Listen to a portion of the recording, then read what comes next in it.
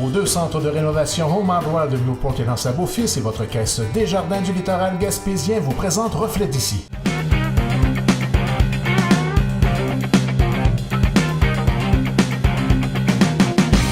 Bonjour à tous et à toutes, bienvenue à la section entrevue de votre émission Reflet d'ici. Aujourd'hui, je reçois Roberto Blondin, qui est l'instigateur du Jour de la marmotte ici en Gaspésie. Bonjour, bienvenue en studio. Bonjour. Alors, la marmotte officielle du Québec est de retour cette année pour une 10e année. Pour une 10e année. Écoute, on a travaillé fort à chaque année pour améliorer le concept, pour améliorer certaines choses. Puis cette année, c'est vraiment spécial parce qu'on a réussi à gravir un échelon de plus. C'est-à-dire?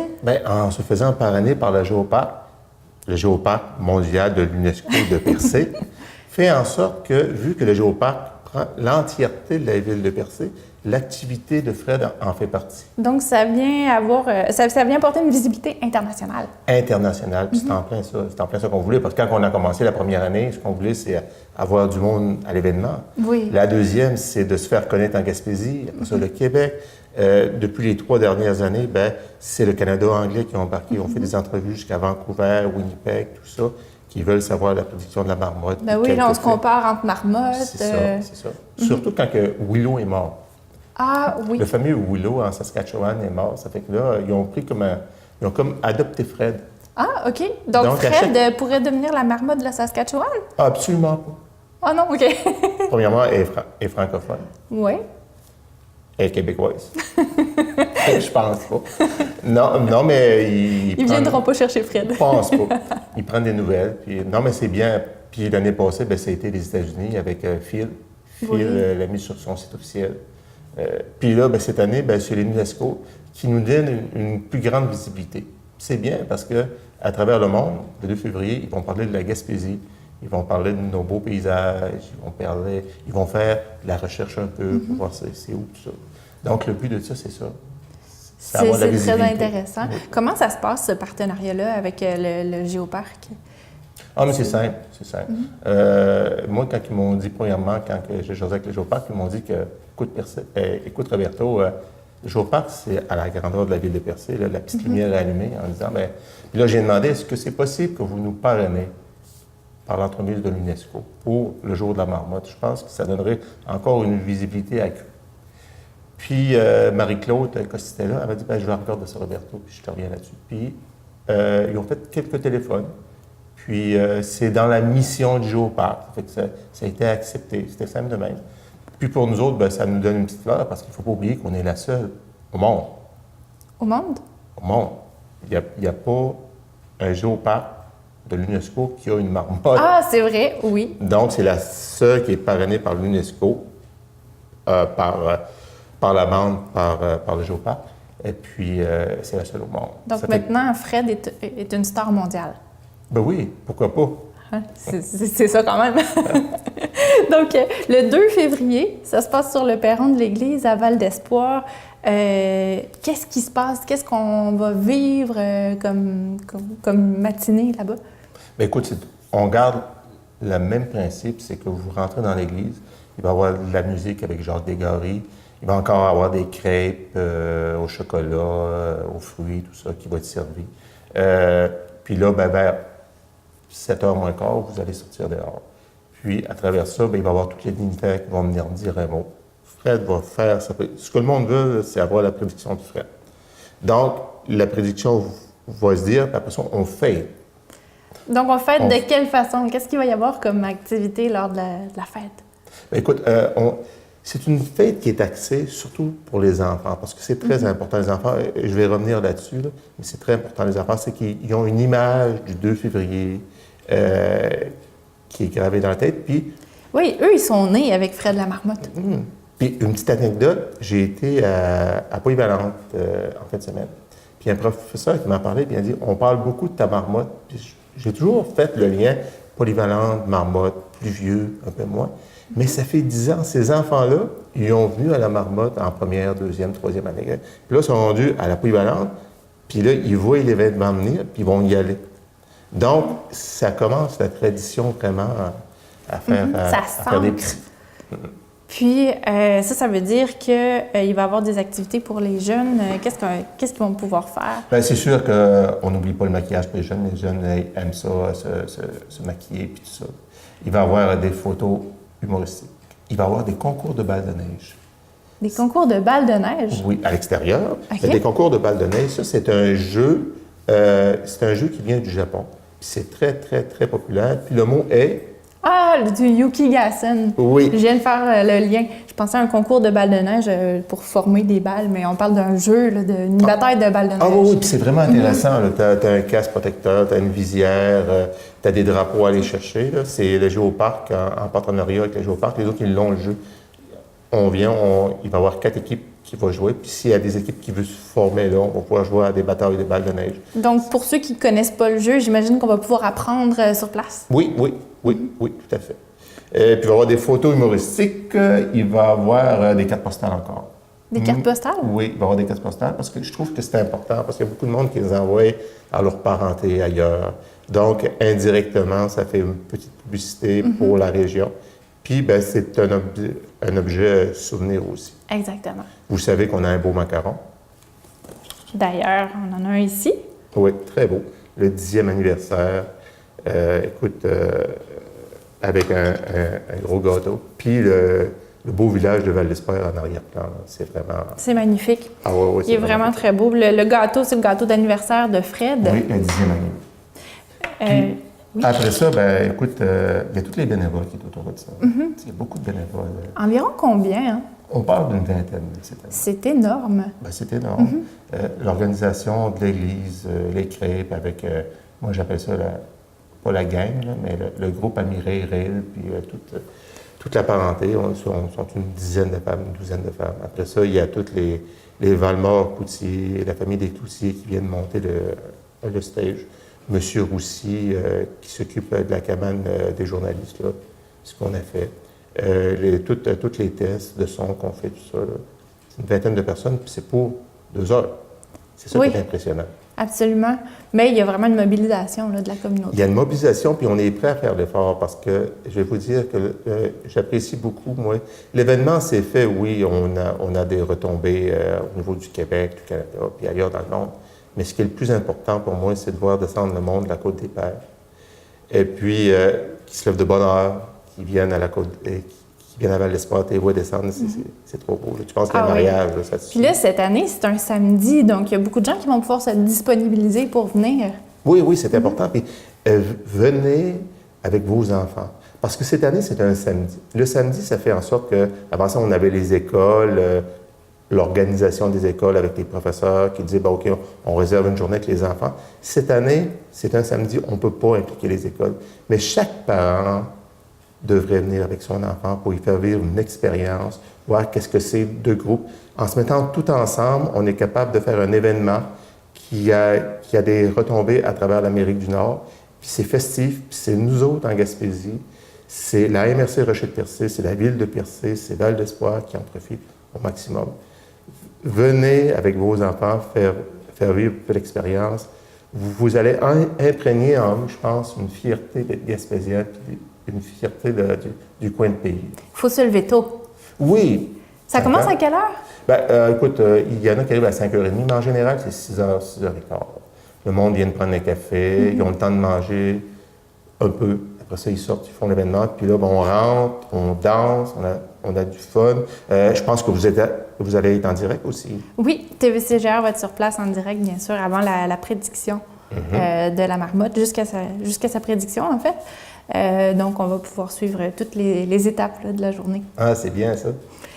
Il va y avoir aussi, je pense qu'il y a d'autres médias, si je ne me trompe pas, il y a Radio-Canada qui va venir faire un tour, tout ça. Donc, il va y avoir une couverture. Une belle couverture, une belle couverture. Écoute, on a déjà René qui s'écoute des médias. Là. Écoute, l'aspect, l'UNESCO fait en sorte que ça sortit dans les médias, puis on a des appels de la Suisse. Vous allez passer TVCGR en Suisse parce qu'on va leur donner le lien, puis ils vont emmener ça dans leur téléjournal comme Radio-Canada un peu. Là. C'est la télé nationale. Donc, ça va passer en Suisse. Donc, Fred, via TVCGR, va se rendre partout dans le monde. Oui. Puis, je veux dire, avant de parler de mes commanditaires, Je pense que TV GGR a emporté beaucoup à la Marmotte en termes de qualité d'image, de professionnalisme. Ça fait en sorte que ce qu'on a diffusé, c'est de la qualité, de la qualité et de la qualité. Ça fait en sorte qu'ils nous perçoivent en Gaspésie comme du monde qui font quelque chose de bien. C'est grâce à la télé communautaire de Grande-Rivière puis à ses employés qui font vraiment quelque chose de bien. Merci beaucoup au nom de toute l'équipe, évidemment. Ça fait plaisir d'être là. Après 10 ans de présence, Fred la Marmotte, j'imagine qu'il doit avoir quelques anecdotes. Bien, il y en a une, j'ai toujours trouvé drôle, là, puis c'est pas sexy ce que je vais raconter, là, mais c'est un peu, ma conjointe est enseignante, puis elle avait une stagiaire. Puis elle était blonde. Donc, quand Muriel parlait aux enfants, elle disait, bien, Roberto parle à la marmotte, puis il comprend ce que la marmotte dit. Là, les enfants, il y avait la maternelle première année, deuxième année. Fait que quand j'ai mis la marmotte proche de mon oreille, puis là, j'ai dit la prédiction, la petite fille s'est penchée vers Muriel et a dit, est-ce qu'il comprend vraiment? Bien, évidemment que oui. Bien, évidemment que oui. Ça a fait rire ma conjointe, puis elle m'a conté ça tout de suite après. Ça fait que quand je voyais la petite stagiaire, j'avais tendance à rire un peu. Et il y en avait une autre que j'avais dit, bien, écoute, vu que tu as été élu, c'est toi qui vas faire la prédiction. À qui, ça? C'est Nadia. Ah, Nadia, Minassiane. Oui.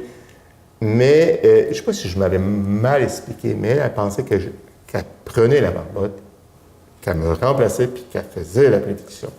Donc, 2 jours avant, elle m'appelle et elle dit, Roberto, elle dit, je pense pas que je vais pouvoir. Je dis, comment ça,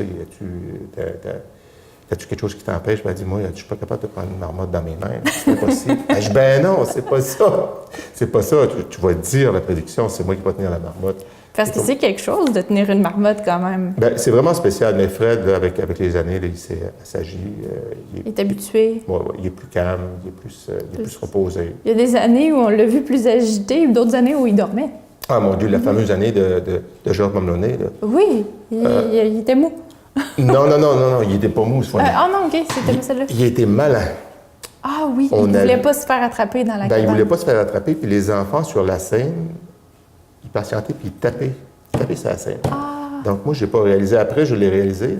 Quand j'ai ouvert, la marmotte sentait le bruit, boum, boum, boum. Puis elle était maligne, là. Tu sais, j'ai pris du temps à la pogner, là. Puis quand je l'ai pognée, j'ai mis les pattes en dessous, puis je l'ai pogné de main, puis là, je suis calme-toi. Puis là, Georges, c'est lui qui fait la prédiction. Mais Georges, quand il se met à parler, il parle. Fait que je voyais la marmotte, puis tu sais, une marmotte, ça n'a pas de colonne vertébrale. Quand tu pèses dessus, puis Fred était gras. Là, je pesais pour le tenir. Puis là, je le tenais, mais là, on dirait qu'il me glissait entre les mains. Puis là, Georges, il était parti sur une affaire, le train, puis là, il jasait, puis à un moment donné, je fais signe que je dépêche-toi. Il continuait à jaser, mais quand il est arrivé pour dire la prédiction, j'étais quasiment rendu au cou. Tu sais, je voulais pas faire mal, là, mais j'étais quasiment rendu aux dents, là, autrement dit. Fait que là, Georges m'a vu, là, il a compris. Il a dit prédiction, puis je l'ai mis tout de suite dans sa cabane, mais elle était maligne, Seigneur. Après ça, après les autres années, j'ai interdit de cogner sa scène parce que ça la rendait nerveuse. Ah oui, on comprend, c'est ça. Bien, on apprend aussi, hein? Oui. Fred est rendu une marmotte expérimentée maintenant, donc je ne sais pas si vous êtes confiant en son comportement cette année. Bien, tellement, parce que l'année passée, vous avez vu qu'en termes de prédiction, Fred avait une bonne moyenne au bâton. Là. C'était la meilleure du Canada, puis la deuxième avec Phil aux États-Unis, mais tu sais, les Américains. Les Américains? C'est toujours meilleur que les autres. Ah, ça, je ne peux pas dire. Mais c'est vrai que Fred accumule des bonnes statistiques. Oui, c'est vrai. Puis ça donne un côté humoristique, oui, mais en même temps, légende urbaine. C'est le monde, jusqu'à un certain point, conteste ou approuve sa prédiction. Ah oui, puis il en reparle, hein? Oui, c'est un sujet de conversation. Tu vas rentrer à l'épicerie, tu vas aller dans un garage, un peu partout.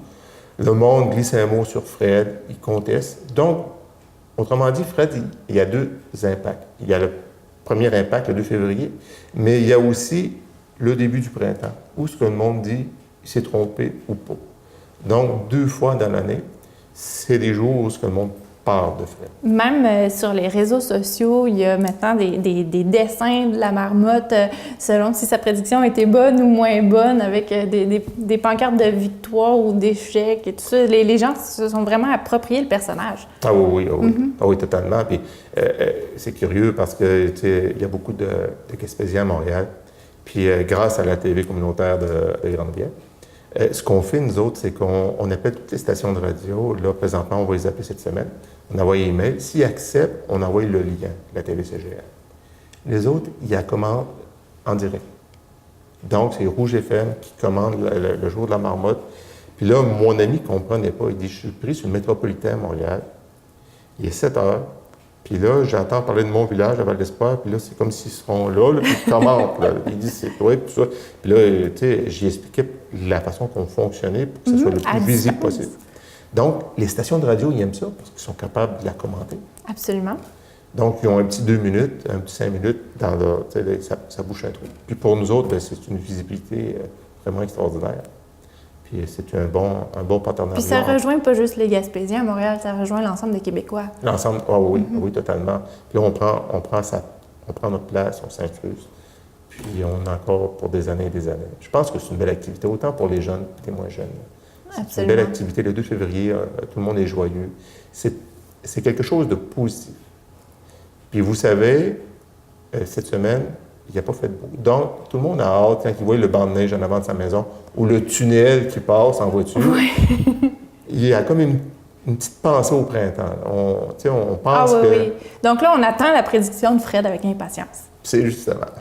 Donc, pour terminer, les commanditaires, il y a plusieurs commanditaires qui font partie de cet événement-là. Ah oui, c'est très important. Écoute, c'est une activité qui rapporte pratiquement rien. Quand on vend des crêpes à 5 $ avec le café, puis le jus, puis ça, puis aux enfants 3 $, c'est pas avec ça qu'on est capable de payer l'activité, puis tout ce qui est tous les frais qu'il y a autour. Donc, moi, la première que je veux remercier, là, c'est la Caisse du littoral gaspésien qui nous a tout le temps appuyés année après année, qui est là pas mal partout dans tous les événements là, qui se font vraiment un devoir d'être là. Puis, ils ont été là au début avec nous autres, là, puis c'est très, très, très apprécié. Il y a aussi encore la TVCGR qui nous donne un bon coup de main. Puis, il y a Uniprix Santé. C'est vraiment quelque chose de bien parce que, j'oublie tout le temps son nom, Laurent Carbonneau-Lebeau. Oui. Okay, puis Frédéric Méthode-Pinel, depuis la première année, il s'implique avec nous, il nous aide. Ça fait en sorte, moi je n'appelle pas ça des commanditaires, je pense qu'une année, j'avais appelé ça des bienfaiteurs. C'est les autres qui mettent les sous pour que Fred soit diffusé partout, puis qui nous donnent un coup de main pour réaliser un peu notre rêve, là, où ce qu'on est rendu. C'est très, très, très apprécié. C'est du monde qui s'implique vraiment là, dans le milieu. Cette année, il y a la MRC Rocher de Percé, qui nous donne un coup de main. Il y a la ville de Percé, qui nous donne un bon coup de main, qui est embarquée avec nous autres, et une nouvelle équipe dynamique qui voit le potentiel. Moi, j'aime à dire des fois que si le monde voit le 2 février, la Gaspésie, c'est à peu près là qu'ils décident où est-ce qu'ils vont prendre leurs vacances. C'est vrai, ça fait du sens. Donc, cette journée-là, du matin au soir, ils parlent de la Gaspésie. Ils parlent de Fred, mais ils parlent de la Gaspésie. Donc, tu sais, quand on a une idée à ce temps, qu'est-ce qu'on fait? On ouvre notre laptop, puis on va voir qu'est-ce qu'on pourrait faire, là. C'est quoi le coin? Il y en a qui sont venus en Gaspésie, il y en a qui n'ont pas venus. Bon, tu as comme l'intérêt, tu ouvres ton iPad ou ton téléphone intelligent, puis tu regardes ce que tu pourrais faire. Moi, j'aime ça dire ça, que Fred participe un peu à la promotion touristique, autant au niveau hivernal qu'estival. Ça fait que la ville de Percé, cette année, nous donne un bon coup de main, puis je remercie la mairesse Cathy Poirier, puis toutes ses conseillers, pour l'intérêt qu'ils nous portent. Il y a aussi, bien écoute, on sait que les Géoparcs mondial de l'UNESCO de Percé nous commanditent, nous parrainent. Donc, c'est indirectement, c'est un de nos commanditaires. Parce que l'effort qu'ils ont fait de s'informer, d'aller voir, c'est très important. Comme je t'ai dit tantôt, on a monté une marge de plus. Je pense qu'on est rendu sur la première marge du podium. C'est vraiment important. Donc, grâce au Géoparc, Fred devient aussi une vedette internationale. Oui, c'est ça qui est intéressant. C'est qu'à travers les Géoparcs de l'UNESCO, mondial de percée, ça fait en sorte que ça nous donne une vitrine un petit peu plus large. On va en Europe, on va un peu partout. On espère que ça va se rendre là. Déjà, on a eu des cues de ça, donc ça va terriblement bien. Donc, c'est vraiment une marche qu'on a montée. Là, on est rendu en haut du podium. Si on parle du Canada, là, on est la marmotte la plus populaire. Puis celle-là qui est plus vue à travers tous les médias, ou tous les médias écrits, ou bien la télévision, ou bien la radio, c'est nous autres qui est la plus populaire, ça c'est sûr. Donc, j'imagine qu'il y a d'autres partenaires aussi pour l'événement? Ah oui, bien, écoute, il y a Mongeford, c'est un incontournable, il est tout le temps dans toutes les activités, il donne beaucoup. C'est vraiment un concitoyen comparatif là, qui donne beaucoup à sa communauté, puis c'est beaucoup apprécié, même parce que c'est Franck qui est rendu propriétaire, tout ça. Puis c'est de père en fils. Hein. C'est par exemple la marmotte. Il y a gros Fred, il y a petit Fred, ben, c'est un peu ça. Donc, il continue à nous aider. Puis ça, c'est très, très intéressant. Puis je ne le dirai jamais assez parce qu'on a besoin pour réaliser, pour que ce soit abordable à tout le monde, des commanditaires qui nous permettent d'offrir quelque chose puis de diffuser quelque chose de qualité aussi. Il y a aussi Mme Diane Boutillier qui nous aide cette année, comme à toutes les années qu'elle est là, à nous donner un coup de main au niveau monétaire. Il y a aussi, il ne faut pas oublier, la nouvelle députée provinciale. C'est vrai, Mégane Perry-Mélenchon. Oui. Elle va être là. Elle va être là pour dire la prédiction, parce que c'est une nouvelle. Ah, très bien. Donc, il y a une tradition qui dit que si c'est une nouvelle élue, c'est elle qui dit la prédiction. OK. Mais je l'ai rassurée qu'elle n'est pas marmotte. C'est ça va bien se passer. Ah oui, puis elle a hâte de venir. Mais elle a remplacé une ou deux fois M. Lelièvre, parce qu'elle a été comme attachée de M. Lelièvre. Donc, elle a déjà de l'expérience avec la marmotte. Oui, et elle a dit qu'elle n'arrivera pas en retard, pareil, comme Gaëtan. Il y a aussi les stations de radio, parce que c'est important. Les stations de radio, ça nous permet d'avoir une diffusion du nord du Nouveau-Brunswick jusqu'au nord de la Gaspésie, là, du côté nord de la Gaspésie. Là. Il y a 96,3 sur FM, il y a Radio Gaspésie, et puis il y a 94,9 la radio. Ça fait que c'est trois commanditaires qui nous offrent des messages qu'on est capable de se payer avec ce commandite-là. C'est vraiment... Puis on couvre tout le monde. C'est intensif. Le monde, ils ont une semaine, ils ont 10 jours pour embarquer dans le pit. Là. Ils attendent la chanson, les activités. On va-tu, on va pas, on se lève-tu, on se lève pas. Ça fait que là, ils ont une semaine, ils ont 10 jours pour se décider. Mais c'est vraiment... Je tiens à les remercier, là, vraiment. Ça fait le tour de mes commanditaires. Je les apprécie, puis c'est grâce à eux. Donc, en terminant, on rappelle un peu la date, le lieu, les heures? Bien, c'est le 2 février. Ça commence à 5h30, 6h, à l'heure que vous vous levez. La prédiction de la marmotte se fait à quelle heure? À 7h. Puis c'est à quel endroit? C'est sur le perron de l'église de Val-d'Espoir. Puis, il ne faut pas oublier qu'à l'intérieur de tout ça, bien, il y a le carnaval qui va commencer de Val-d'Espoir. Le carnaval de Val-d'Espoir, c'est un des plus vieux avec le carnaval de Québec, là, dans la province de Québec. Oui, c'est ça. C'est des bénévoles qui font ça. C'est sûr que c'est pas une activité, on ne peut pas comparer ça au beach party. Je donne une comparaison, mais c'est quelque chose qui est fait avec beaucoup d'amour. C'est des bénévoles. Les bénévoles font ça très bien. Puis ça fait en sorte que ça permet d'entretenir l'Église puis faire des réparations. Puis ça fait depuis le début du carnaval que ça sert à ça, à réparer l'Église. C'est pour ça qu'avec le peu de population Val-d'Espoir qu'on a, c'est pour ça qu'on a encore une Église, un presbytère, puis qui est chauffé. Sans ça, on n'aurait jamais pu... autrement dit, c'est pas que la dîme ou l'apport de Dieu qui serait capable de chauffer l'Église. Donc, j'imagine que ce carnaval-là permet d'amasser les fonds nécessaires, puis l'activité de Fred la Marmotte s'inscrit dans le cadre de ce carnaval-là? Non, je veux dire, c'est quelque chose à part, mais quand même, nous, ce qu'on fait, Fred, pour participer au carnaval, on donne les revenus du déjeuner au carnaval, à l'Église. Donc, si vous vous faites interpeller pour les 50-50 ou si vous voulez prendre un bon déjeuner, dites-vous que ça va dans l'entièreté à l'Église pour permettre de chauffer l'Église puis l'entretenir. Très bien. Donc, Roberto Blondin, merci beaucoup pour cette visite en studio. Puis, on se revoit évidemment le 2 février. C'est moi qui vous remercie. Puis, n'oubliez pas, emportez vos enfants. Venez avec vos enfants. l'ambiance n'est pas la même s'il n'y a pas d'enfant. L'enfant, c'est la vie, c'est la gaieté. On se voit un peu en eux. Hein? Puis Fred la marmotte va être là. Il va y avoir des photos qui vont être prises avec la mascotte. Là. Ils vont adorer ça. Merci beaucoup. Merci.